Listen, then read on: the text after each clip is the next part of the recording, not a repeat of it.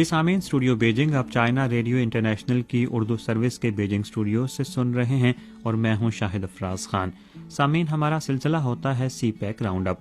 आज हमारा मौजू है पाकिस्तान में रेलवे समेत ज़राए नक्लो हमल की बेहतरी में सी पैक का किरदार, और इस हवाले से हमने बात की है मुमताज़ तज्जिया निगार जनाब इलियास काकड़ साहब से। आइए उनकी बातचीत सुनते हैं। 3 अरब अवाम के रोशन मुस्तकबिल की उम्मीद। जोग्राफियाई कुर्बत और रब्त की मजबूत जंजीर। तरक्की और खुशहाली का ख्वाब। बिरादर ममालिक के पायदार ताल्लुकात का आईना। बेमिसाल दोस्ती का शाहकार। ताउन की कड़ी। अजीम मंसूबा। चीन पाक इक्तिसादी राहदारी। समाअत कीजिए चीन पाक इक्तिसादी राहदारी पर पेशरफ्त के हवाले से खबरों, तज्ज़ियों, तबसीरों और इंटरव्यूज पर मबनी प्रोग्राम सी pack round up, China radio international की उर्दू सर्विस से।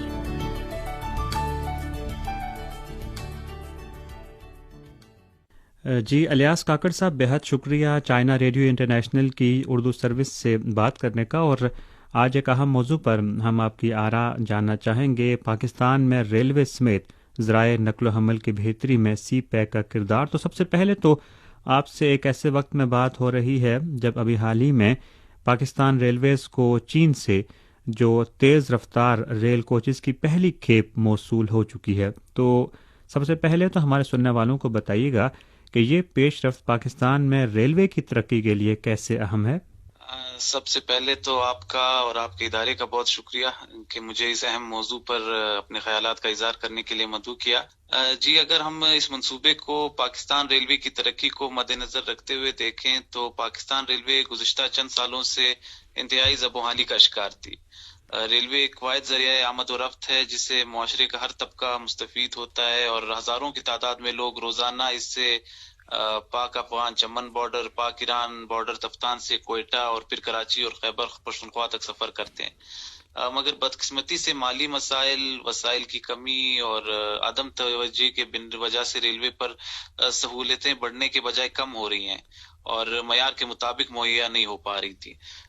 इसके अलावा पाकिस्तान रेलवे से लाखों अफराद का जरिया माश भी जुड़ा हुआ है। रेलवे से मुलाजमीन से लेकर कुली प्लेटफॉर्म्स पर मौजूद कारोबार और दूर अफ्तादा इलाकों में अफराद का जरिया माश अपने इलाके के रेलवे स्टेशन पर कारोबार से था, जो मौजूदा हालात में इंतहाई मुश्किल हालात से दो चार थे।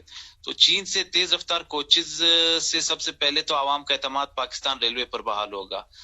मुसाफिर हजरात का रुझान दोबारा रेल से सफर करने पर होगा, बल्कि ना सिर्फ आम मुसाफिर बल्कि जो कारोबारी हजरात हैं वो भी इससे मुस्तफीद हो सकेंगे। रेल के जरिए कम खर्च और कम वक्त में मालगाड़ियों के जरिए अशिया को पाकिस्तान के हर कोने तक पहुंचाया जा सकेगा और हमारा मुल्क जो इस वक्त शदीद मुआशी बुरानों का शिकार है, इस मंसूबे से माशी सरगर्मियों में भी अच्छा खासा इजाफा होगा। सही। और यहाँ पर आपसे यह भी पूछना चाहूँगा कि जैसा कि आपने तज़किरा भी किया कि रेलवे जो है वो मुसाफिरों की तरसील में इसका एक कलीदी किरदार है और पाकिस्तान में भी लोगों की एक बड़ी तादाद की ख्वाहिश तो यही रहती है कि वो रेलवे के ज़रिए ही सफ़र करें और बासहूलत सवारी हो। चीन में हम ये देखते हैं कि लोगों की बड़ी तादाद की जो पहली तरजीह आज भी जो है वो रेलवे ही है। अब चूंकि ये एक अहम पेशरफ्त है, तो आप क्या समझते हैं कि जैसे कि आपने जिक्र भी किया कि हम कह सकते हैं कि अब जो पाकिस्तान रेलवे है वो भी जदीद खतूत पर आगे बढ़ सकेगी इस पेशरफ्त के बाद? देखिए, पाकिस्तान रेलवे एक वाहिद कम खर्च जरिया सफर है हमारे मुल्क में और वक्त की जरूरत है कि रेल के सफर को प्रमोट किया जाए और मयार के मुताबिक सहूलियात मुहैया की जाएं। तो इन्हीं नुकात को मद्देनजर रखते हुए जो 230 में से जो 46 बोगियों की पहली खेप गुज़िश्ता रोज चीन से कराची पहुंची हैं और जो बाकी 184 बोगियां हैं वो जल्द पाकिस्तान में माहिर इंजीनियर्स और टेक्निकल स्टाफ की मदद से चाइनीज माहिरीन के ज़ेरे निगरानी पाकिस्तान में ही असेंबल होंगी। तो इन इकदामात से रेल के जो सफरी सहूलियात को है उनको जदीद खतूत पर इस्तवार किया जा सकेगा। جو یہ چین سے جو یہ نئی ریل کوچز آئی ہیں ان کو ضروریات سفر کو مد نظر رکھتے ہوئے جدید سہولیات سے آراستہ کیا گیا ہے، جیسے کہ ان کوچز میں سونے کے لیے آرام دہ berth, night lamps, free wifi, mobile laptop charging switches, LED اور ان چیزوں سمیت معذور افراد کے جو ہمارے معاشرے کے ایک اہم حصہ ہیں ان کے لیے واش روم جیسی سہولیات کی بھی موجود ہوں گی۔ اور اگر رفتار کی بات کی جائے تو یہ کوچز 160 کلومیٹر فی گھنٹے کی رفتار سے چلنے کی صلاحیت رکھتی ہیں۔ اس سے سفر کے دوریانے میں بھی مزید کمی ہوگی۔ تو ان اقدامات سے نہ صرف مسافر حضرات اور کاروباری حلقے بلکہ سیاحت کے شعبے کو بھی کافی فروغ مل سکے گا۔ صحیح۔ آپ کو سننے والوں میں پاکستان کے ایک بڑے سامعین شامل ہیں اور سبھی حصوں میں آپ کی آواز سنی جا رہی ہے۔ ایسے میں پاکستان جیسا جو بڑی آبادی والا ملک ہے، 20-22 کروڑ کی ہماری آبادی ہے، تو ہم نے یہ دیکھا کہ اس طرح کے جو بڑے آبادی والے ممالک ہیں وہاں پر ریلوے بہت ہی ایک سستا، جیسے آپ نے بھی ذکر کیا، ایک ذریعہ سواری ہے۔ تو آپ کو جو اس وقت لوگ سن رہے ہیں، پاکستان کی آبادی کا بڑا حصہ، ہم کہہ سکتے ہیں کہ کیا ہائی سپیڈ ریلوے کے دور میں اب جب پاکستان داخل ہو رہا ہے تو ان کے لیے بھی ایک بڑی خوشخبری ہے؟ پھر اس کی عمومی اہمیت آپ کی نظر میں کیا ہے؟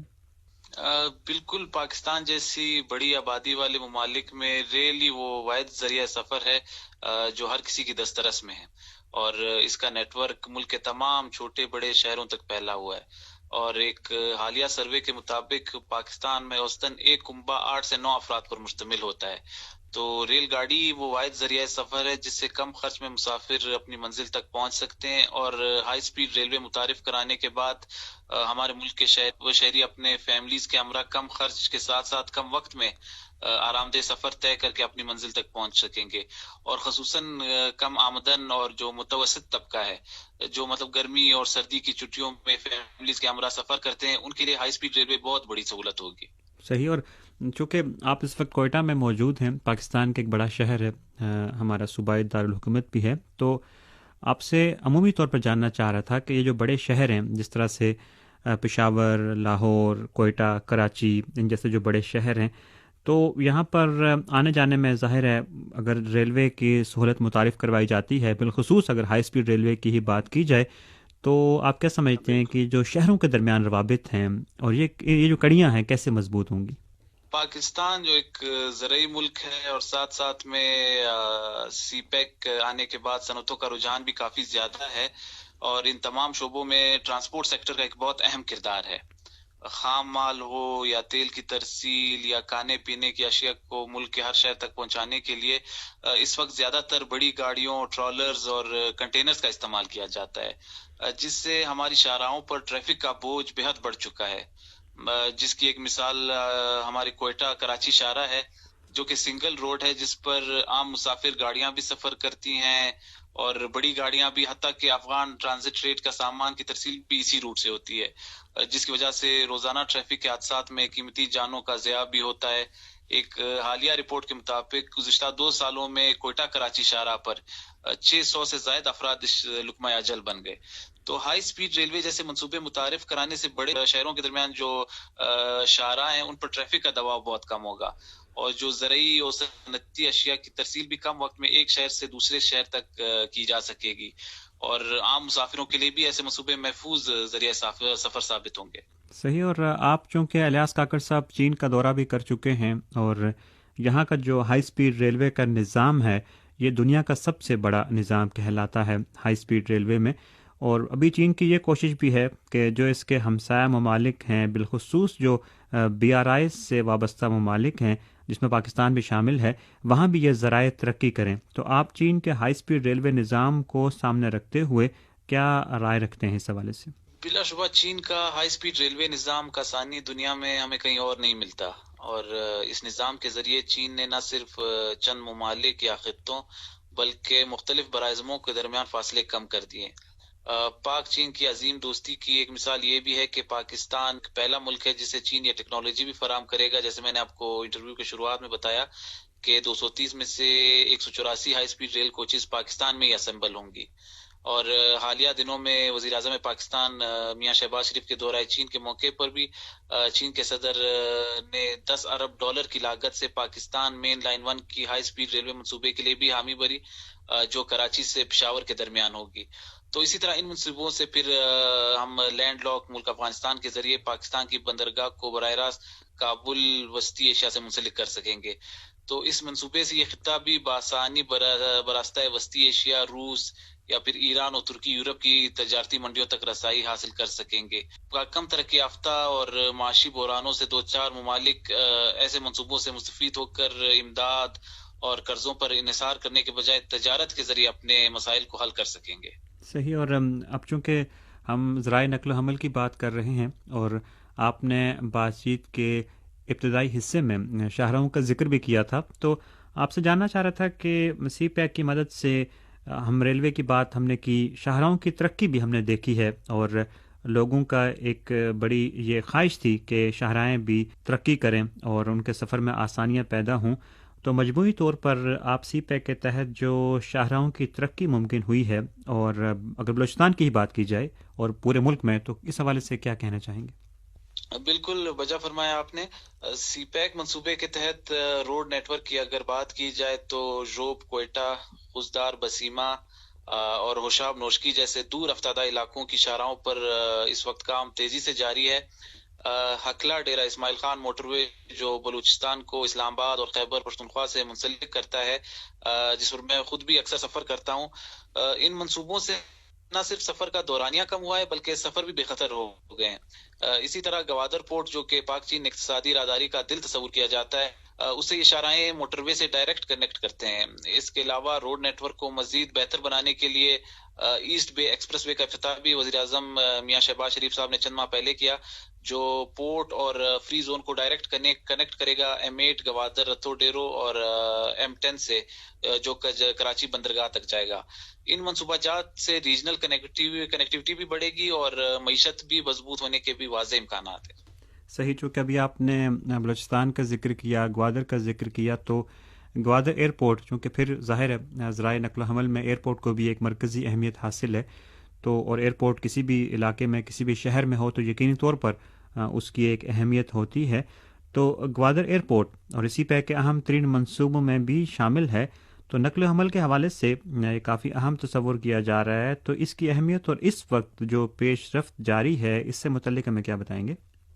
بالکل، گوادر ایئرپورٹ جو نیو گوادر ایئرپورٹ ہے وہ سی پیک منصوبے کا ایک اہم جز ہے، اور وزیر اعظم شہباز شریف کے حالیہ دورہ چین کے موقع پر بھی یہ منصوبہ زیر بحث آیا، اور وزیر اعظم صاحب نے یہ احکامات صادر کیے کہ اس منصوبے کو وقت پر یعنی مارچ 2023 تک مکمل کیا جائے، جس کے بعد نہ صرف اندرون ملک بلکہ بیرون ممالک سے بھی فلائٹس آ سکیں گی اور سرمایہ کاروں کا مزید اعتماد بڑھے گا۔